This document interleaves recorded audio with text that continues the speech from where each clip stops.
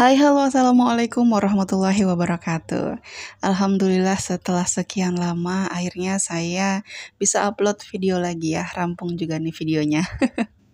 Oh ya teman-teman, apa kabar hari ini? Semoga semuanya sehat-sehat ya, dilancarkan rezekinya dan semua gitu urusannya, amin.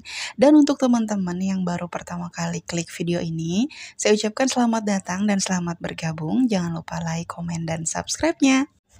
Sudah memasuki hari ke-11 di bulan Ramadan. Gimana kira-kira teman-teman? Apa ada yang berubah dari hari biasanya dengan bulan Ramadan? Harusnya sih bulan Ramadan itu kita bisa lebih menghemat pengeluaran ya, karena kita kan nggak dari pagi sampai malam makan kayak hari biasa ya. Cuma di waktu buka puasa, maghrib, dan juga sahur. Tapi kenapa ya kok rasa-rasanya gitu kalau iseng dihitung-hitung pengeluaran di bulan Ramadan itu justru lebih membengkak dibandingkan hari-hari biasa. Pernah nggak sih teman-teman nulis-nulis atau enggak sekali-kali gitu kepikiran kira-kira kenapa ya? Kenapa yang kita jadwal makannya cuma sebentar, pengeluarannya justru lebih besar? Apa karena setelah memasuki bulan Ramadan, tiba-tiba kita merasa kesepian kalau maghrib itu nggak ada gorengan, nggak ada kolak, nggak ada es campur, es kelapa, lontong, atau makanan lain? Mungkin iya juga sih ya, karena sebenarnya kita itu mungkin kalau buka puasa tuh kayak orang habis sebulan nggak ketemu makanan gitu, segala dibeli. Apalagi kalau pas sore-sore, dimana perut itu lagi lapar-laparnya, kita keluar rumah, ngeliat di luar banyak banget orang dagang dari berbagai jenis makanan, mulai dari yang asin-asin, gurih, dan juga yang manis-manis, dingin gitu ya. Jadi posisi si perut yang lapar, pikiran kita tuh jadi kalap segala dibeli. Apalagi kalau ngabuburitnya atau keluar rumah di sore harinya ini bareng sama anak-anak. Itu udah bisa dipastikan pengeluaran akan membengkak. Karena anak-anak itu biasanya mereka itu minta ya asal nyebut aja. Ngelihat itu, oh pengen, ngeliat ini pengen gitu kan. Apalagi kalau ngelihat mamanya juga lapar mata akibat dari perut yang lapar dan pikiran yang gak bisa berpikir dengan jernih karena laparnya itu. Nah, dengan makanan yang udah berhasil kita kumpulkan dari siang hari itu ya, apakah semuanya kita makan? Apakah semuanya kita habiskan di malam itu juga gitu? Atau bahkan mungkin ada sisa gitu ya? Nah, jangan-jangan tiap hari kita tuh belanja banyak gitu. Ini itu segala dibeli, berhubung perutnya udah nggak muat, udah ngerasa kekenyangan. Akhirnya tiap hari ada aja makanan yang dibuang. Nah, hati-hati ya teman-teman, ini adalah jebakan Batman. Alih-alih kita bisa berhemat di bulan puasa, kita malah boros. Dan satu lagi yang lebih berbahaya adalah mubazir. Kenapa? Karena mubazir itu kan perbuatan setan. Nah, kemarin ada yang nanya, Bun, emang ada hubungannya ya antara gaya hidup minimalis dengan gaya hidup hemat? Oh ada, jelas ada. Ini adalah hal terkecil, menurut saya ini adalah hal yang simpel. Gaya hidup minimalis itu kan adalah sikap gitu, dimana kita bisa membedakan apa yang kita butuhkan gitu ya, dan apa yang kita inginkan. Nah, kebanyakan dari kita ini kan kadang-kadang masih rancu gitu ya, masih keder ngebedain mana yang keinginan, mana yang kebutuhan. Termasuk ini masalah makanan yang kita akan masukkan ke dalam perut kita. Makanan-makanan yang kita lihat atau yang kita beli saat bulan Ramadan, apalagi dalam keadaan perut lapar, itu bisa dipastikan kebanyakan adalah dari keinginan. Kayak misalnya kita nih jam 4 keluar, atau siang hari deh jam 12, matahari lagi terik gitu, kita lagi puasa, lagi haus-hausnya, terus kita ngebayang, kayaknya ntar buka puasa minum es kelapa enak kali ya gitu. Udah, ntar sore beli es kelapa aja deh.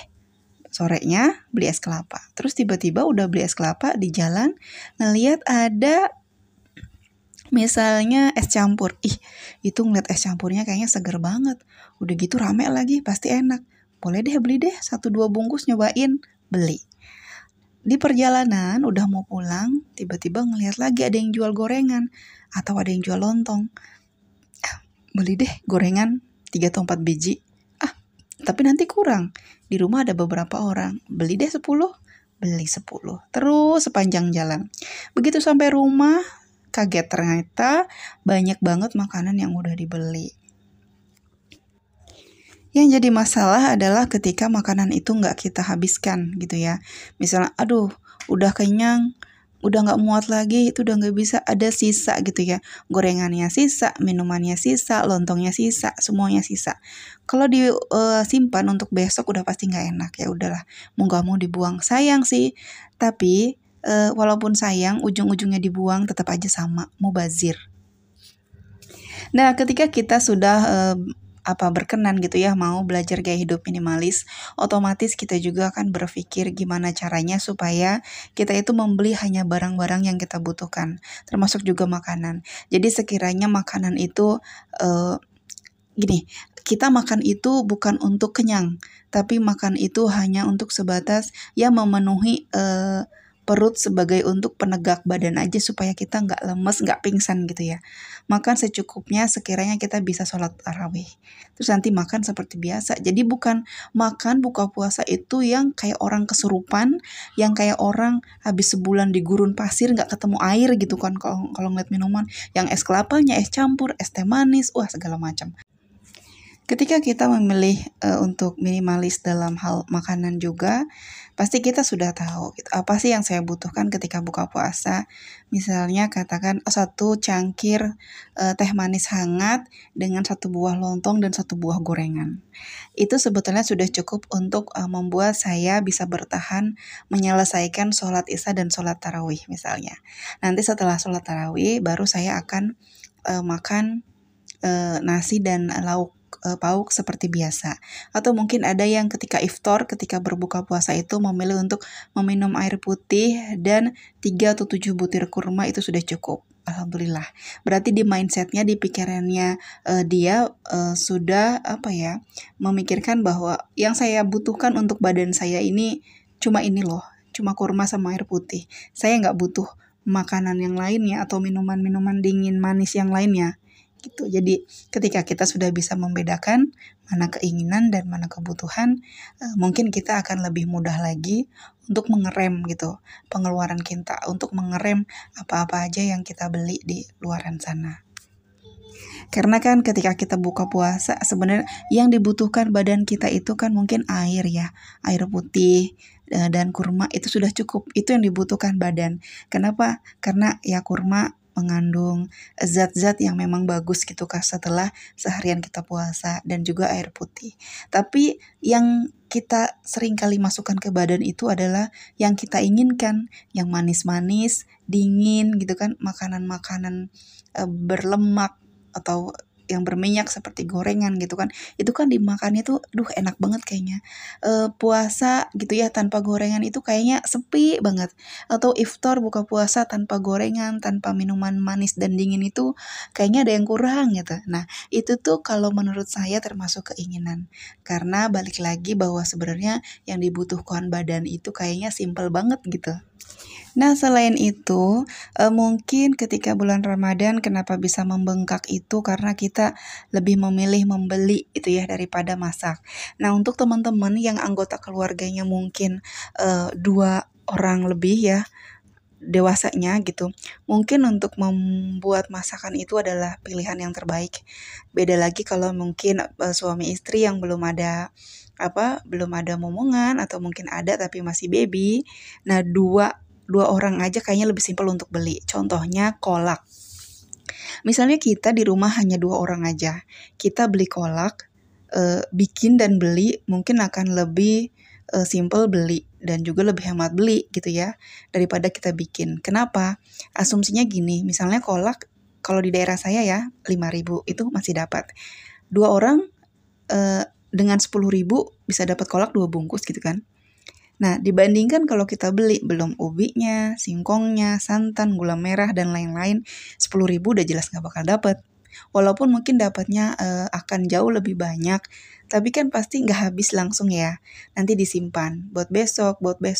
kan nggak enak lama-lama, akhirnya pasti dibuang juga. Nah ini tentu aja beda dengan kita yang anggota keluarganya banyak gitu ya, banyak yang dewasanya, banyak yang puasanya. Masak tentu aja akan jauh lebih hemat dibandingkan kita beli, entah itu lauknya, entah itu takjil dan segala macam.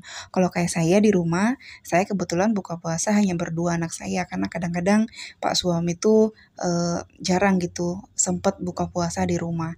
Jadi misalnya saya pengen pengen banget makan gorengan gitu, ya secukupnya aja beli 4 biji gitu ya di warung, lontongnya 2 gitu.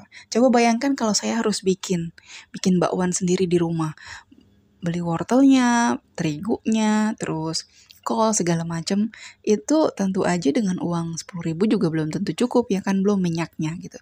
Apalagi kayak lontong, masa iya saya mau bikin lontong 2 biji gitu. Jadi pinter-pinter kitanya aja lah, lebih simple tapi juga hematnya tuh di mana gitu. Dan tadi ngebahas soal makanan.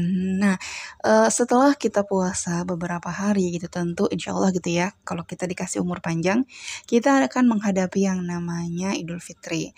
Nah, biasanya nih ibu-ibu kalau udah memasuki minggu ketiga keempat, itu udah repot gitu ya, udah riweh ngurusin kue-kue kering atau pokoknya makanan-makanan yang nanti akan dihidangkan saat Idul Fitri. Selain itu juga udah sibuk nih cari-cari pakaian baru gitu ya, sepatu baru, semua serba baru. Bahkan kalau saya perhatikan ya, kalau di Jakarta ya, di sini saya pergi ke pasar tradisional nih Jatinegara, di daerah Jatinegara tuh Jakarta Timur gitu ya kalau nggak salah.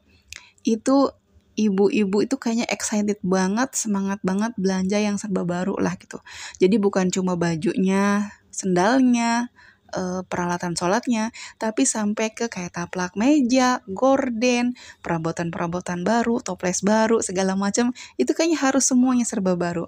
Bahkan rumahnya aja dibikin kayak baru, dicat ulang. Ya sebenarnya sih nggak ada yang salah ya dengan itu semua. Tapi memang untuk kita yang sedang mencoba untuk belajar gaya hidup minimalis, mungkin hal-hal yang kayak gitu perlu dipikirkan ulang ya. Seberapa penting sih? Terus kalau kita nggak melakukan itu, memangnya kenapa sih gitu?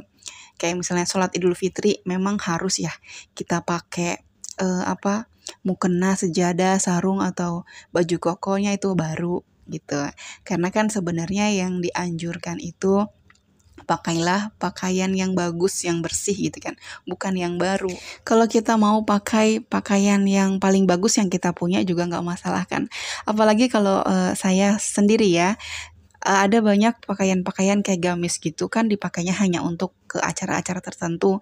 Karena saya juga jarang, sehari-hari kan kerja pakainya celana panjang dan juga kemeja gitu. Kalau di rumah ya dasteran aja. Kalau pakai gamis paling ada acara pengajian, kebetulan saya belum gitu, belum mengikuti pengajian. Paling ada acara atau ke rumah saudara atau kondangan gitu ya, gunakan gamis. Jadi ketika Idul Fitri saya biasanya pakai gamis yang saya punya aja di rumah. Nggak tahu kenapa juga sekarang kayaknya kalau Idul Fitri itu udah nggak ada greget lagi untuk beli baju baru kayak dulu gitu.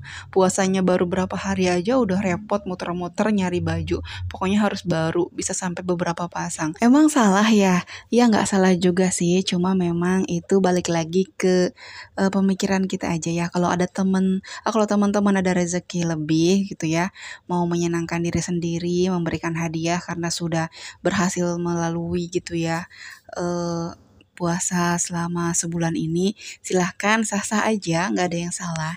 Cuma kalau sekiranya nanti jadi beban gitu kan, pengeluaran Ramadan itu seolah-olah wajib dan kudu. Nah kita harus pintar-pintar milih mana yang kira-kira penting, mana juga yang kira-kira bisalah untuk kita kesampingkan dulu. Karena kan sebetulnya masih ada hal-hal wajib yang harus kita penuhi gitu ya di bulan Ramadan, kayak misalnya zakat, atau kalau kita punya rezeki lebih mungkin kita bisa membagikan takjil untuk iftar, untuk buka puasa, atau untuk berbagi dengan anak yatim, dengan orang-orang yang nggak mampu. Mungkin itu akan lebih lebih bermanfaat lah ya untuk kita, sebagai sebagai tabungan lah gitu, dibandingkan kita untuk beli untuk hedon beli-beli pakaian segala macam yang baru-baru gitu ya yang ada di rumah, sementara yang kita punya di rumah aja semuanya masih bagus-bagus. Sudah di penghujung video, saya ucapkan terima kasih untuk teman-teman yang sudah menonton sampai selesai video ini. Jangan lupa like, komen, dan subscribe-nya bagi yang belum. Teras Kamaya pamit undur diri. Assalamualaikum warahmatullahi wabarakatuh.